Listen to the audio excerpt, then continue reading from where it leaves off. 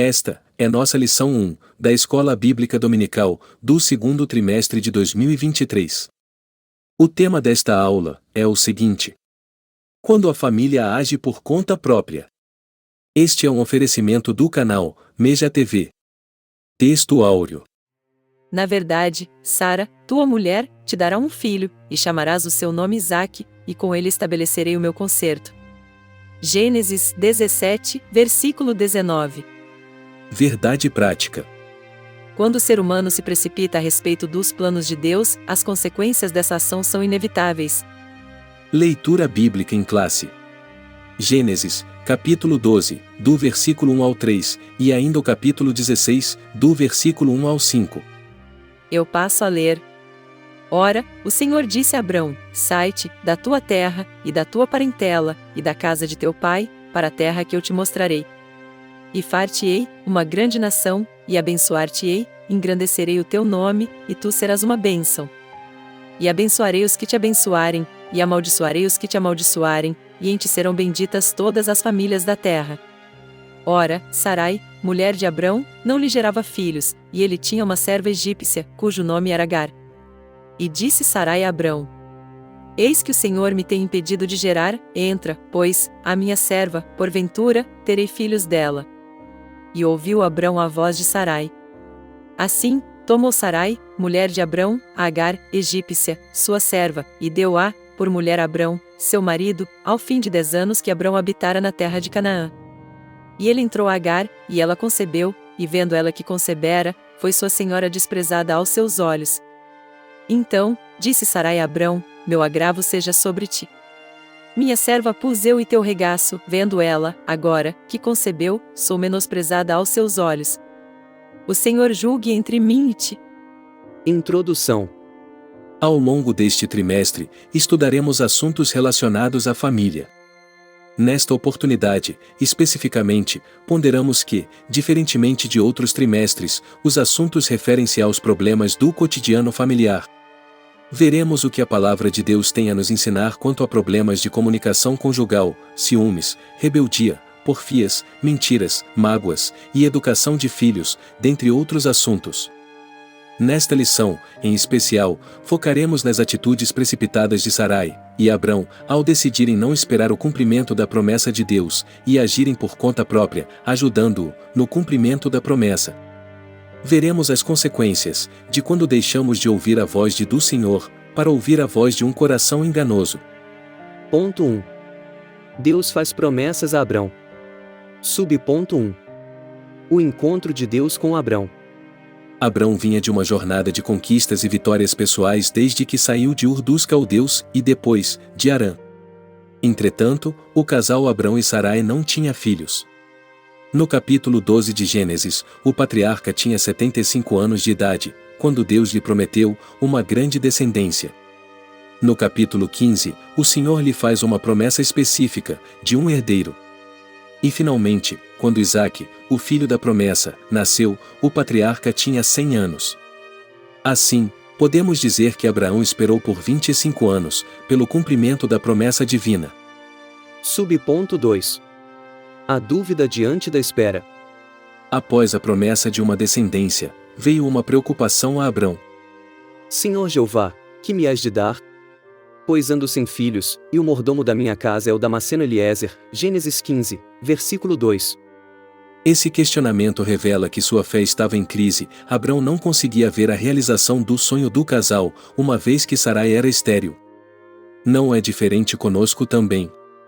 Às vezes, somos bloqueados por dúvidas, que nos impedem de, pela fé, enxergar a operação do sobrenatural. Subponto 3. Deus garante a Abrão o cumprimento da promessa. Como vimos, Gênesis 15, versículo 4, traz a promessa de um filho. No versículo 7, o Senhor diz: eu sou o Senhor. De modo que ele desfez a preocupação do patriarca, especificando uma promessa. Este não será o teu herdeiro, ou seja, Ismael, mas aquele que de ti será gerada, esse será o teu herdeiro Isaque. Aqui, Deus está afirmando a Abrão que suas promessas têm base no próprio caráter, pois ele não é homem para mentir, nem filho do homem para se arrepender, porventura, diria ele, e não a faria, ou falaria, e não o confirmaria? Número, capítulo 21, versículo 19. Deus cumpre fielmente a sua palavra. Infelizmente, porém Abrão vacilaria na fé, e não transmitirá a Sarai confiança na promessa, como se vê no início do capítulo 16 de Gênesis. Ponto 2. Interferência no plano de Deus. Subponto 1. A tentativa de Sarai em ajudar a Deus.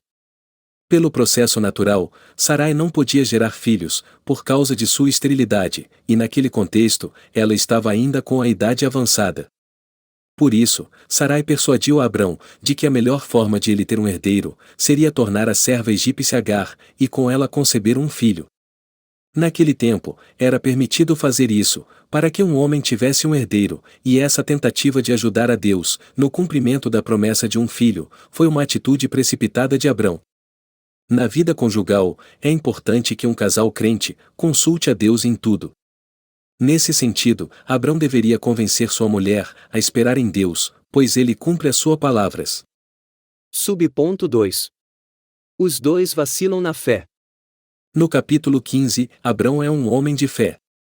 Porém, no capítulo 16, a situação muda completamente, porque ele prefere ouvir a voz de sua mulher, conforme Gênesis 16, versículo 2.